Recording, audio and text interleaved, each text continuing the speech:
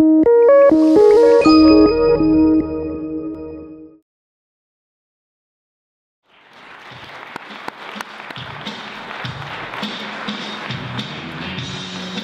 what about the backdrop? How do we prepare? I hope every one of you right now is thinking, I want to do this, but what's the best way to go about it? Well, I'm glad you asked.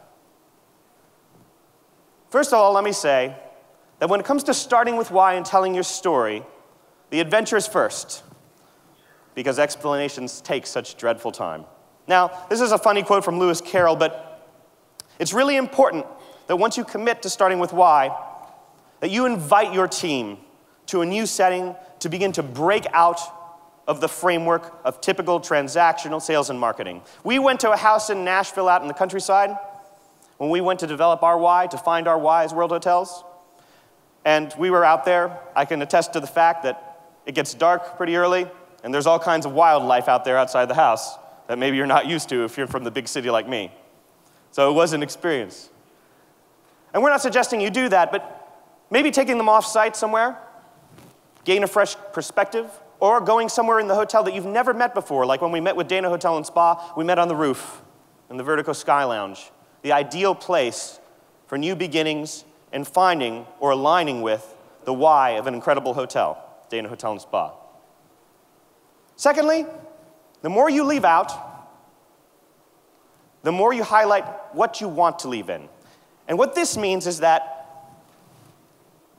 ideally, you probably have, at each and every one of your hotels, 15 years, 20 years worth of brand and identity collateral that is sitting in somebody's filing cabinet or these days on your hard drive. Bring that with you as you do this workshop. The reason being is that no hotel wants to hear those 3 words, total brand overhaul, right? That's not what this is about. Finding your why sometimes is best exemplified and is brought out quite easily if you look back through the history of many things that you have communicated about your hotel. Just like Chris was saying earlier, a lot of times we start out with a very strong why, and then along the way it gets fuzzy. And you'll begin to see it living just under the surface in certain pieces. That piece was really about our hotel. It spoke from our heart. And you'll begin to put some of those aside, and it will help with the process of beginning anew to tell your story. Also, the best way of successfully acting a part is to be it. It's very important that as you do this workshop, even getting ready to do this workshop, you impart the importance of leading with your new why. Part of that will have to do with role-playing after the fact in the workshop, making sure that your team understands how this affects them.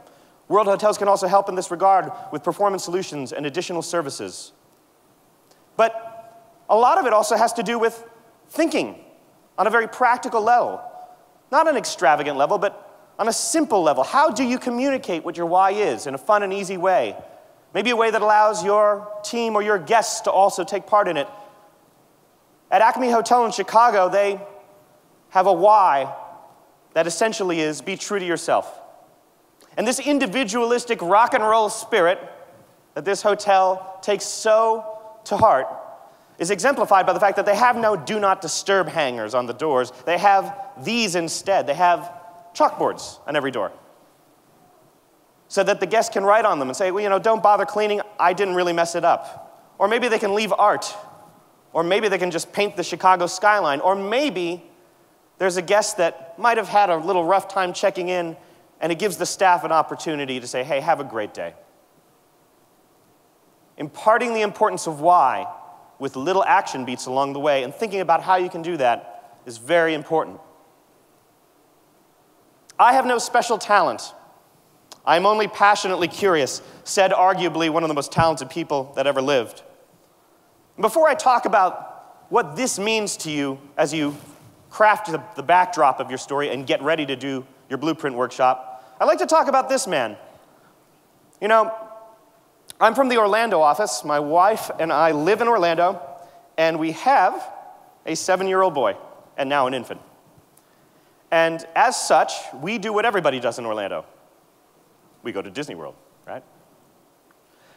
And the Magic Kingdom is the happiest place on earth. That's their why. But it never ceases to amaze me when I go to the Magic Kingdom after I've ridden on every ride there is to ride on, after I've bought the $50 hamburger,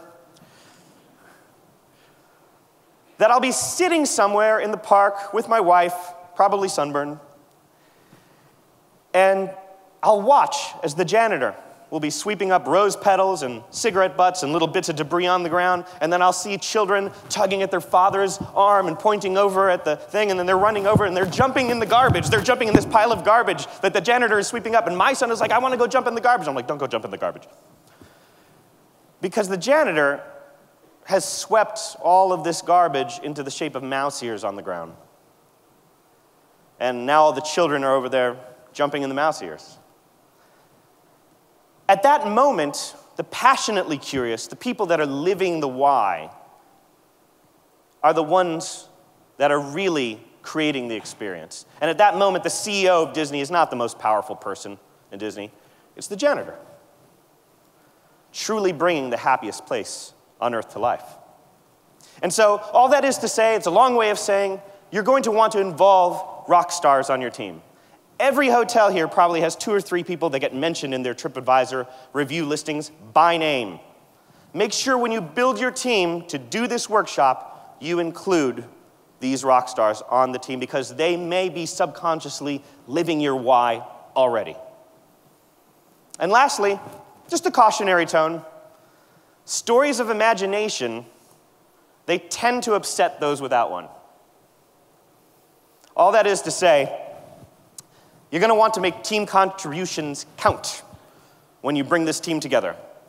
And traditionally, I've been involved in about 5 or 6 of these sessions myself, you're going to want to kind of limit contributions to between 6 and 10 team members.